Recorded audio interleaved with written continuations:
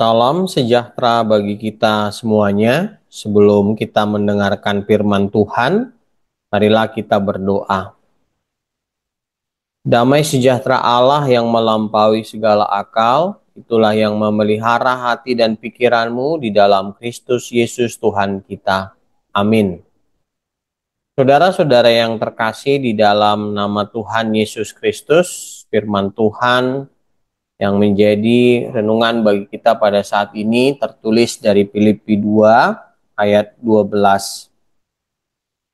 Hai saudara-saudaraku yang kekasih, kamu senantiasa taat, karena itu tetaplah kerjakan keselamatanmu dengan takut dan gentar, bukan saja seperti waktu aku masih hadir, tetapi terlebih pula sekarang waktu aku tidak hadir.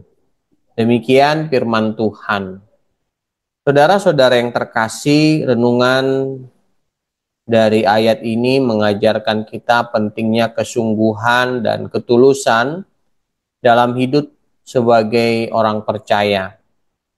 Baik ketika ada pemimpin rohani di sekitar kita, maupun ketika tidak ada.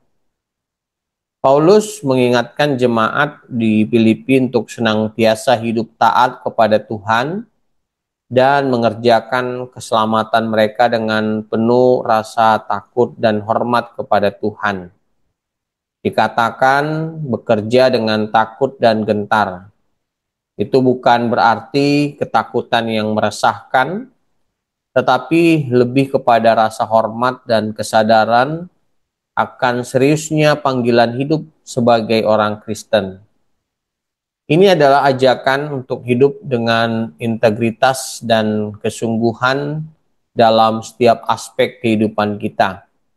Memperhatikan hubungan kita dengan Tuhan dan sesama, bahkan dalam situasi tanpa pengawasan langsung. Saudara-saudara yang terkasih, renungan ini mengingatkan kita untuk tidak hanya hidup benar di depan orang lain, tetapi juga di hadapan Tuhan. Mengutamakan kerendahan hati, kesungguhan, ketulusan, dan tentunya kesetiaan dalam berjalan dengan Tuhan. Amin, mari kita berdoa. Bapa kami yang bertahta di dalam kerajaan sorga, yang kami sembah di dalam nama anak-Mu Tuhan Yesus Kristus, kami mengucap syukur kepadamu ya Tuhan atas berkat dan perlindungan-Mu kepada kami Tuhan. Ya Tuhan, kami telah mendengarkan firman-Mu dan merenungkannya, mampukan kami untuk melakukan firman-Mu di dalam kehidupan kami.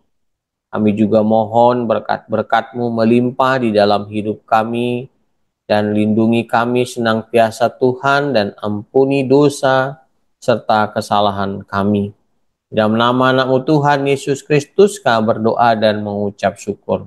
Amin.